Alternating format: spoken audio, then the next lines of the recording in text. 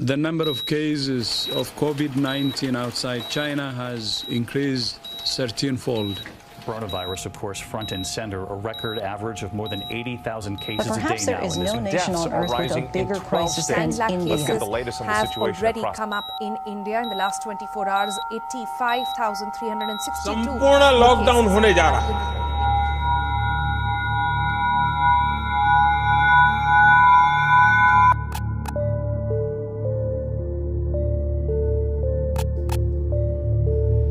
If anything kills over 10 million people in the next few decades, it's most likely to be a highly infectious virus rather than a war. These were the words of philanthropist Bill Gates in 2015 in his TED Talk, The Next Outbreak, We Are Not Ready. In 2020, humankind is facing a disruptive pandemic, COVID-19. Is this the first pandemic the world faced so far? No. So, where did it all begin? Throughout history, as humans spread across the world, infectious diseases have been a constant companion. Even in this modern era, outbreaks are nearly endless. There were many diseases in the early centuries which caused severe life loss, like the Great Plague of London in 1665, causing the death of nearly 20% of London's population at that time.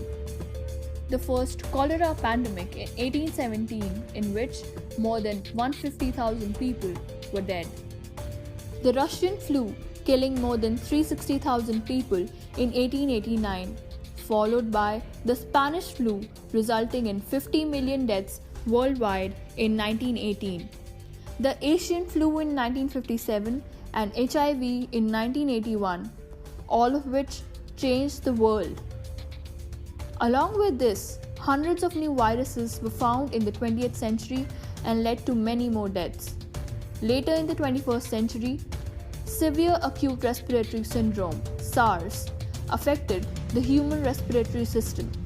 Later in 2014, Ebola pandemic 2 spread very quickly. And we had been warned. You saw this coming years ago. No one really listened to you then. I listened to you. A lot of people watch your TED Talk, but the changes weren't made.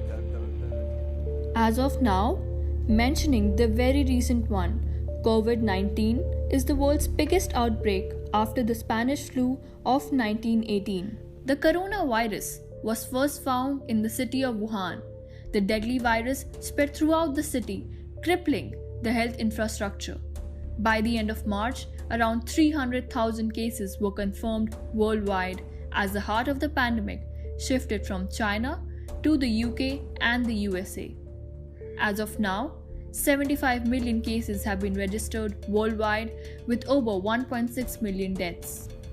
Also, these pandemics will affect the environment and will further accelerate the rate of climate change.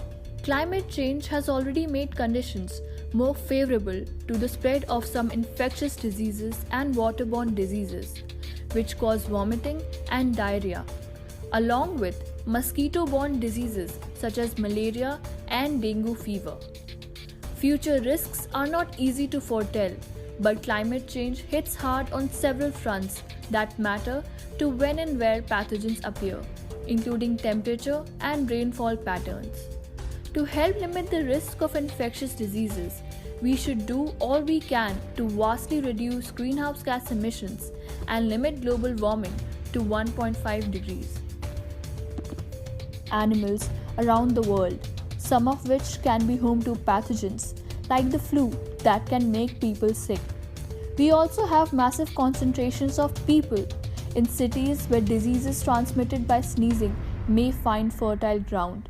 And we have the ability to travel around the globe in less than a day and share germs widely. The rapid dismantling of life on Earth owes primarily to habitat loss, which occurs mostly from growing crops and raising livestock for people.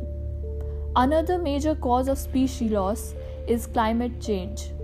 Historically, we have grown as a species in partnership with the plants and animals we live with.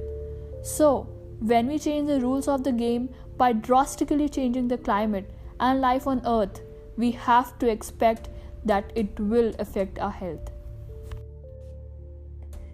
We all need to take a stand to prevent the next pandemic. We also need to take climate action to prevent it. Rethinking our agricultural practices, preventing deforestation, reducing air pollution caused by burning fossil fuels, and decreasing greenhouse gas emissions can control